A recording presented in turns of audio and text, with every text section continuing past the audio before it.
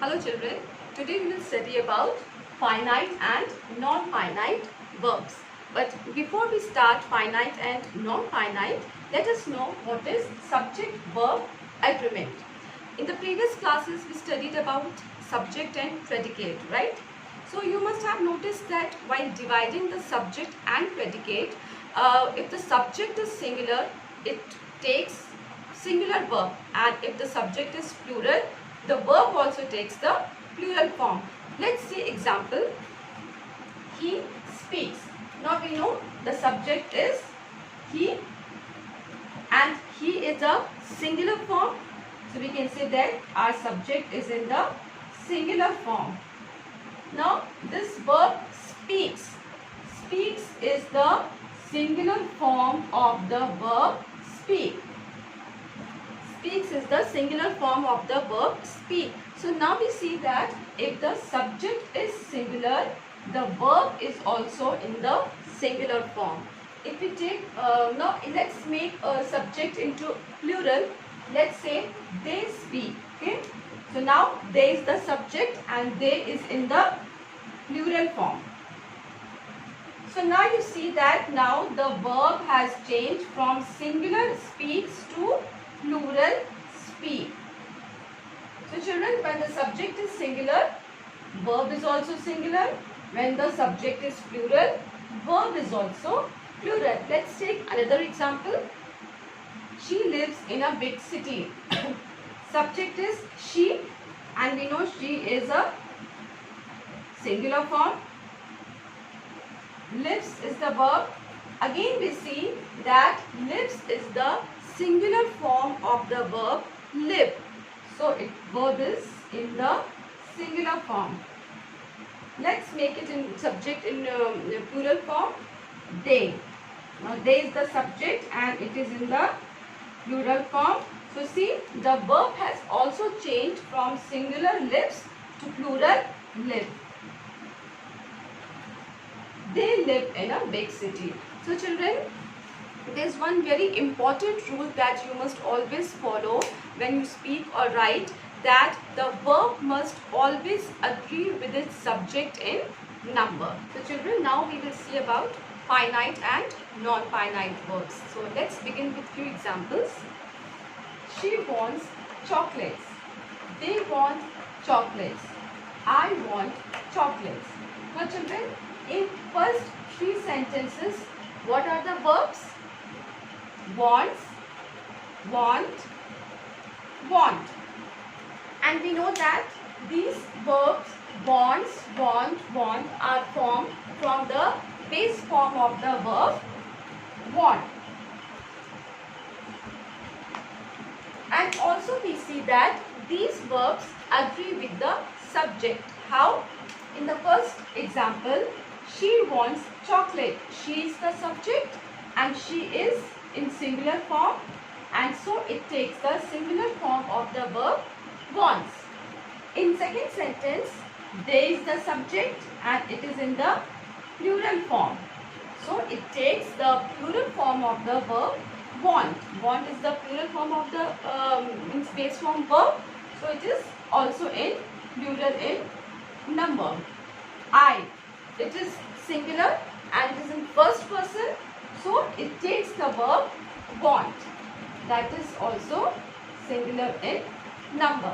So children, we see that these verbs, they agree with the subject in number and person. Not only do they agree with number and person, but they also portray a tense. Can you tell me which tense it is portraying here? Wants, want. Yes, they are portraying present tense.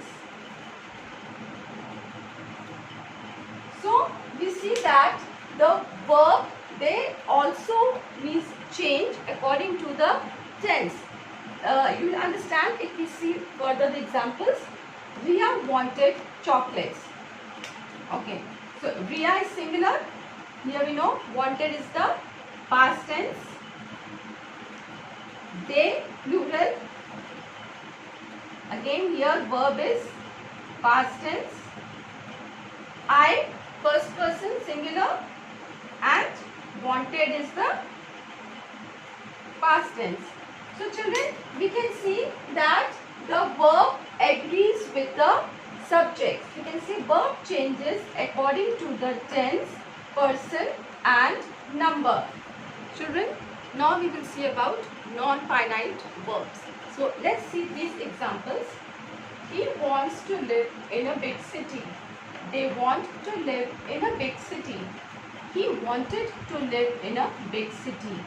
He will want to live in a big city. So children, in all these examples, what is the main verb? Wants, wanted, will want. And these verbs are formed from the base verb want.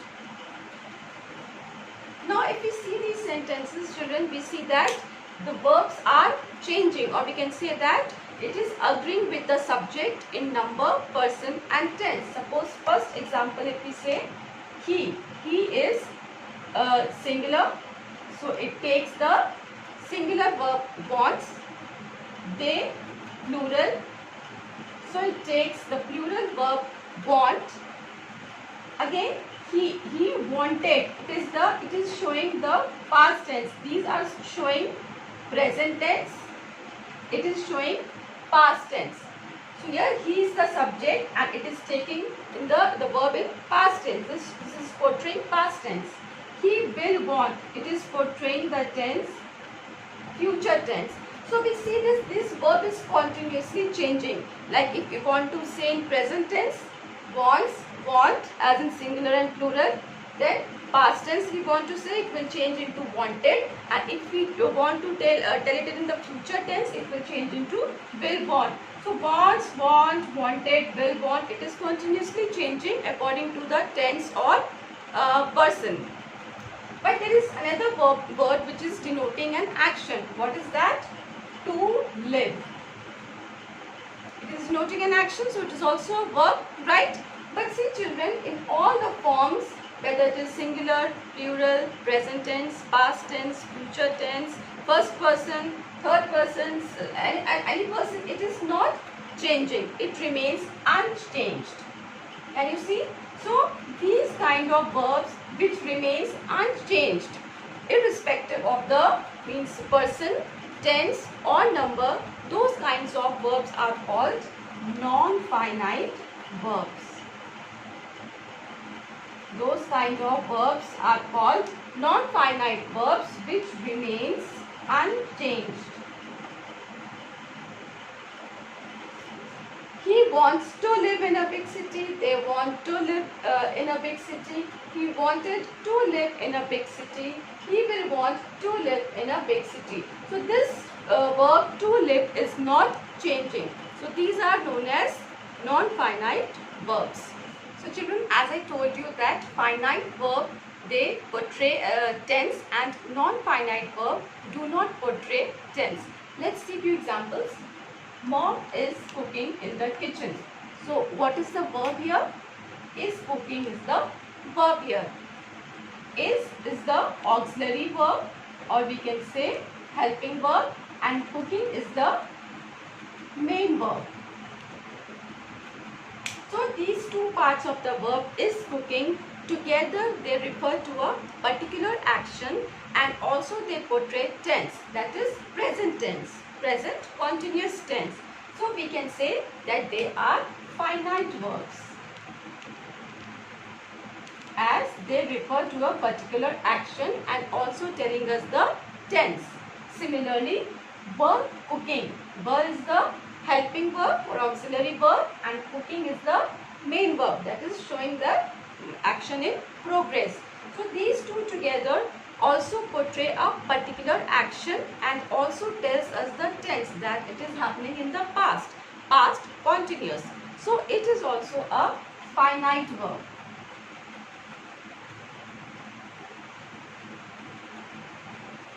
Mom will be cooking in the kitchen. Here will be cooking is the verb, will be is the auxiliary verb, and cooking is the main verb.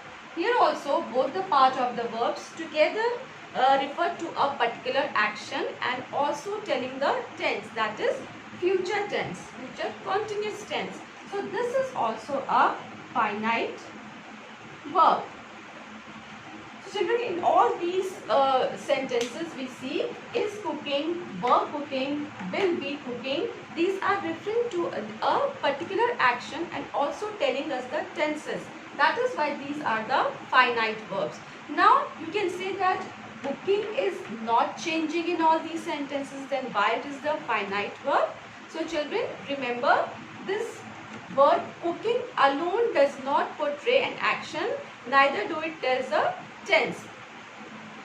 Together, when it is combined with the auxiliary verb, then only it will portray a particular action and also tells the time, that is the tense, whether it is in present, past or future.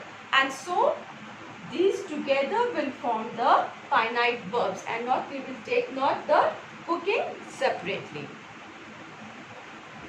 If we see these two sentences, Mom loves cooking on Sundays. Mom loved cooking on Sundays. So see children, there are two different verbs, loves and cooking.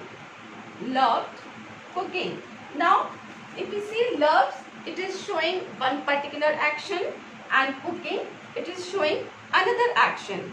Similarly here, loved, it is showing one particular action, and cooking, it is showing another action. So we can say in both these sentences there are two different actions taking place. Now if we see loves, it is changing according to the subject, and also it is showing different tenses. Like here it is in present tense, it is in past tense. So this verb loves, love, it is changing, while the cooking remains unchanged in both the tenses, and neither it is not showing any tense also. So we can say that loves is a finite verb. Love is a finite verb as it is changing according to the subject and also showing different tenses. But cooking is a non-finite verb because it is not changing according to the subject and also it is not portraying any tense. Children, I hope it is clear, finite and non-finite. Children, we have seen that there are two main kinds of verb, finite verbs and non-finite verbs. Non-finite verb, one kind is simple infinitives. So these simple infinitives are of two types, true infinitive and bare infinitive. If we see this example, John loves to play. Here we know loves is a finite verb and to play is a non-finite verb, or we can say infinitives. And because it is used with the preposition to, so it is to infinitive. So the simple infinitives which are used with the preposition to are known as to infinitives. I forgot to bring my book. Again, forgot is the finite verb. See children, loves, forgot, it is agreeing with the subject. John is singular, loves is also singular. I is singular, verb is also singular, and also it is portraying action. Loves, simple present, and forgot, past tense. So these are finite verbs, whereas to play, it is not changing and it is not denoting any tense. So it is non-finite verb. Similarly, to bring, I forgot to bring my book. To bring is a non-finite verb because again it is not showing any tense. And because it is used with the preposition to, so it is a to infinitive. Now we see this example. The wind made us shiver. See, made is a verb, okay, and it can change also. The wind makes us shiver. The wind was making us shiver. So it can also change, right? So it is a finite verb. Shiver is also denoting an action, right? So it is also a verb. But here it is not used with the preposition to. So it is a bare infinitive. Bare means without anything, no? So it is not used with the preposition to. So it is a bare infinitive. Similarly, I didn't see you come in. Didn't see. See, it is denoting the tense. It is in the past tense and because it is agreeing with the subject in number also, so it is finite verb.